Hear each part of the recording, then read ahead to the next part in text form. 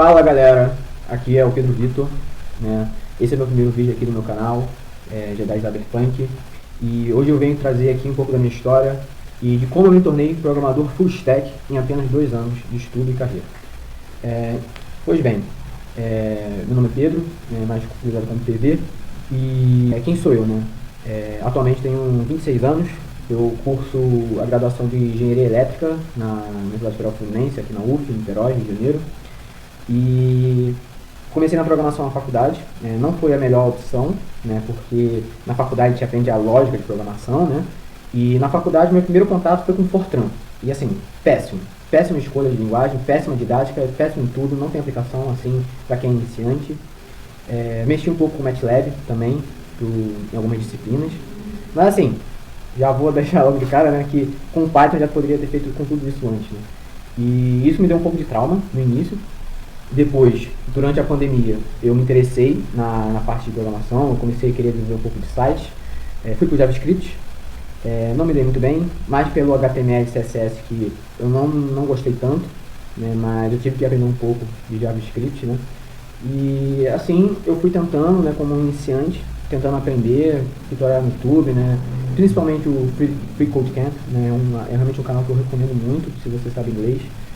E assim, eu fui aprendendo e o maior erro de iniciante na área de programação é isso, que você é um mar de informação, um mar de tecnologias e você não sabe para onde começar, para onde você vai, o que isso faz, qual linguagem é melhor para cada caso, e é nisso que eu estou tentando dar de dica para vocês. Primeiro, vocês têm que escolher a linguagem ou a linguagem escolher vocês. Por que eu estou falando isso? Como eu falei, eu comecei mais no JavaScript, tentando fazer página HTML, eu cheguei a fazer acho que 3 sites com HTML, CSS e JavaScript. Não ficaram bons, não ficaram bonitos, mas eu tentava. O importante é tentar, claro. Mas eu falo a questão de linguagem porque eu sempre me identifiquei muito mais com Python, porque como eu sou da área de engenharia, vem muito mais a questão de modelagem matemática, né? Você multiplicar vetores, fazer contas com cálculo, integral, EDO, e isso o Python já vem com as bibliotecas instaladas. E isso facilita muito e é coisa que eu faço hoje em dia. E uma forma de você tentar se familiarizar e conseguir enxergar até onde você vai com isso, né? E eu falo isso porque, por experiência própria, você não tem que aprender a linguagem modinha do momento. Você tem que aprender a linguagem que você gosta, que você aprendendo vai te dar algum retorno e que no futuro, você, após de dominar ela, você vai conseguir, através de muitos projetos, conseguir, né, a tão sonhada vaga júnior, né?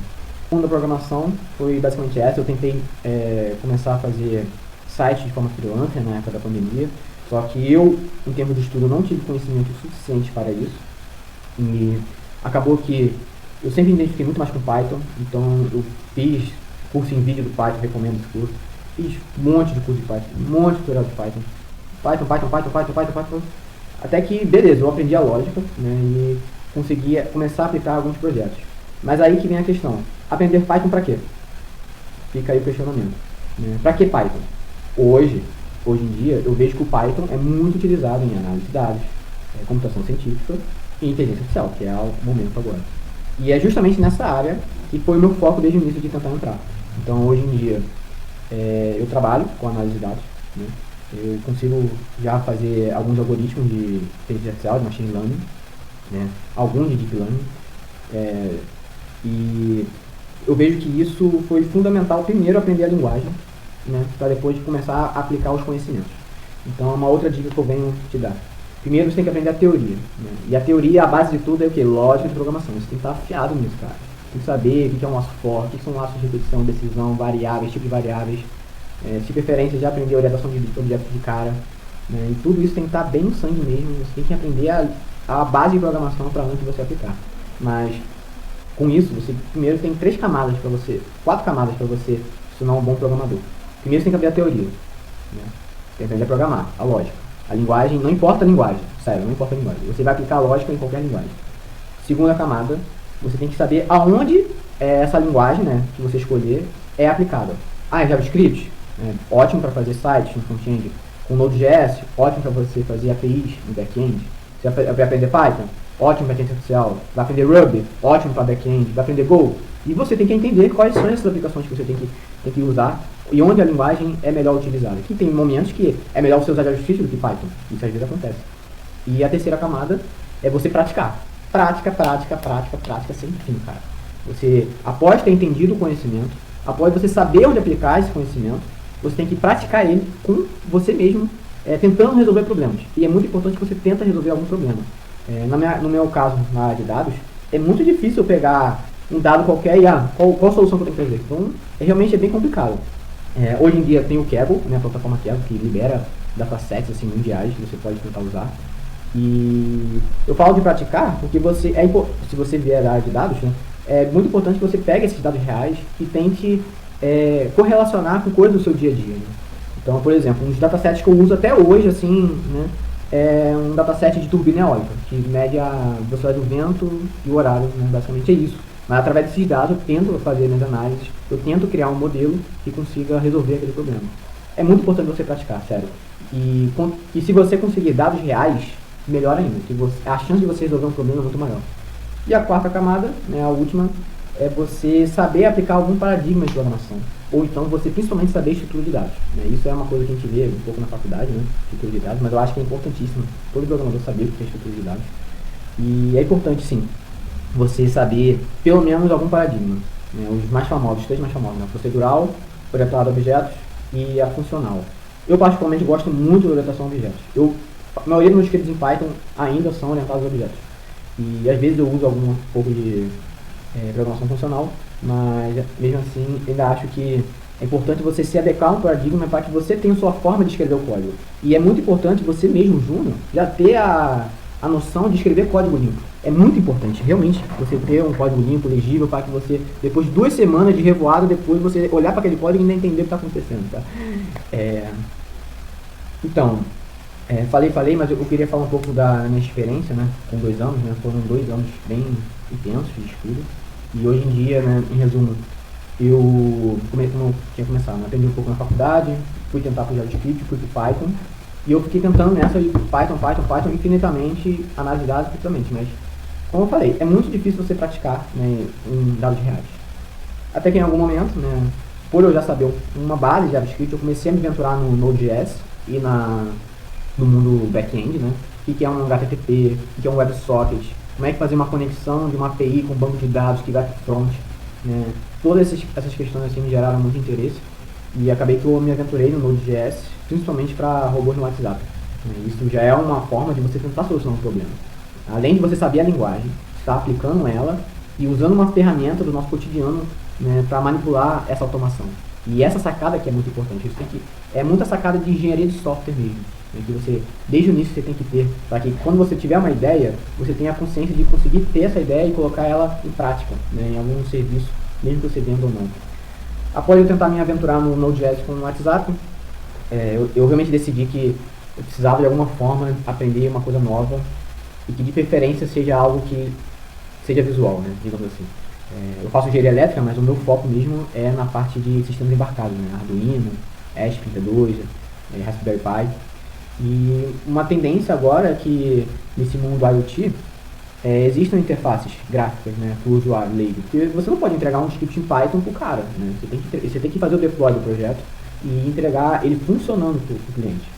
Então eu comecei a estudar um pouco sobre desenvolvimento mobile, né, e no mundo mobile, né, tem aquela rixa, e eu vou falar uma coisa polêmica aqui, porque eu sou desenvolvedor Flutter, né, eu escolhi o Flutter entre React Native, Kotlin, SwiftUI e Flutter, eu fui no Flutter, e como eu falei da linguagem de escolher, eu vejo que o Flutter me escolheu, sinceramente, né, é bem aquela ideia do venha pro dark side da força. Eu vejo que eu me familiarizei muito mais com a sintaxe do Flutter, eu achei muito mais simples por ele ser um aplicativo híbrido, e por ele ser da Google, né, facilitou muito mais o meu desenvolvimento. Então, ao mesmo tempo que eu escolhi o Python para aprender, o Flutter me escolheu para eu ser um desenvolvedor mobile. Então, eu fiquei meio que um ano, né? Fiquei um ano, assim, mais ou menos, só estudando Flutter, apanhando bastante por front, porque é uma das dificuldades minhas, front-end. O back-end eu já sei lidar muito mais, porque são lógicas de programação, assim, né? De requisição de uma API, salvar um banco de dados, são rotinas, assim, bem estruturais, assim, de programação. Já o front, você precisa ter aquele olhar de design, né? Precisa saber a paleta de cores correta, tem que saber a experiência do usuário correta, né? Até hoje, assim, eu já tenho feito alguns aplicativos, assim, inclusive já é um dos projetos que eu desejo mostrar aqui no canal. Deixa aqui nos comentários aí Se vocês querem ver alguns projetos em Flutter, Python, com Node.js em WhatsApp, Rust, o que vocês quiserem. Eu já tenho alguns projetos bem legais em Flutter, assim, que dá para ser um ótimo conteúdo. Então, eu aprendi o Flutter, e a melhor de tudo isso, que eu consegui, no meu tempo de estudo, eu integrar várias tecnologias diferentes. Então, basicamente, em 2 anos assim, de trabalho e estudo, eu meio que basicamente faço sempre a mesma rotina. Eu crio um servidor em Python, o back-end em Python, e construo o front em Flutter. Óbvio, eu sei que o Python não é a melhor solução para o back-end, mas é a solução que eu sei. E hoje em dia você pode usar o framework que você deseja, seja Flask, FastAPI, Django, enfim. E através dessa integração eu consigo sempre ter um aplicativo funcional. No caso do robô do WhatsApp, também. Eu conecto o robô do WhatsApp em Node.js com um servidor em Python que joga as informações para uma interface em Flutter. Então você vê, e isso que acontece no mundo real, é você integrar várias tecnologias ao mesmo tempo. Mas como eu agora sou um desenvolvedor full stack, eu tenho a consciência de conseguir mexer em todas as tecnologias ao mesmo tempo. Mas eu não sei ainda, eu trabalho como estagiário ainda na área de engenharia, mas acredito que no mundo real, de dev, de programação de um júnior, vai ter o dev full stack, mas vai ter o dev só front, vai ter o dev só back-end, e vocês vão ter, aí que é importante, trabalho em equipe, comunicação, a soft skills, para você conseguir conversar com outros times ou outros programadores, para aí sim você construir a aplicação de forma eficaz. Então, mas eu vejo que essa sacada minha de tentar juntar as tecnologias foram muito boas. E realmente isso é bem importante assim, na hora de você desenvolver, principalmente quando você vai fazer um projeto funcional, Você tem que realmente entregar para um cliente, Então, basicamente a minha história na programação assim foi basicamente 1 ano estudando JavaScript e Python, depois 1 ano praticando Python em projetos, ao mesmo tempo que eu estudava o Flutter, até que chegou um momento que eu consegui integrar tudo, consegui meu estágio na área de engenharia elétrica, mas ao mesmo tempo eu venho também tentando trabalhar de forma freelancer, tentando comercializar esses meus aplicativos, e assim, eu vejo que o mundo se abriu muito mais quando eu aprendi a programar, sério. Sempre foi um sonho, eu ser um cara assim, eficiente, fazer as coisas funcionarem de verdade, e hoje em dia eu vejo que eu me tornei programador assim. Chega um dia, eu consigo fazer um projeto do início ao fim, até o deploy, e ver, caraca, tá funcionando. E eu vejo muito mais isso nos meus aplicativos. Basicamente eu tenho acho que dois ou três, pelo menos 2 funcionais que eu uso no meu dia a dia. E é um aplicativo que eu faço para mim mesmo, para me organizar. Eu uso as técnicas do Scrum com Kanban. Então eu fiz meu próprio quadro Kanban. Ah, Pedro Vitor, mas já tem o Trello, já tem o Notion que faz isso. Tá, mas eu quis fazer a minha própria ferramenta, sabe? E eu me sinto muito melhor assim. Eu aprendi, pratiquei e eu estou usando. E essa mesma funcionalidade eu posso dar para outras pessoas usarem. E essa é a magia da programação. Eu também sou um entusiasta do open source, então eu vejo que isso é bem importante. Mas em resumo, esse sou eu, focado aí em trazer conteúdo aqui para o canal. Eu tenho um problema assim de frequência, mas tem muitos projetos assim que estão escalonando de uma forma comigo que estão bem gratificantes assim, de trabalhar com eles. Eu gostaria muito de compartilhar com eles, com vocês e com o mundo.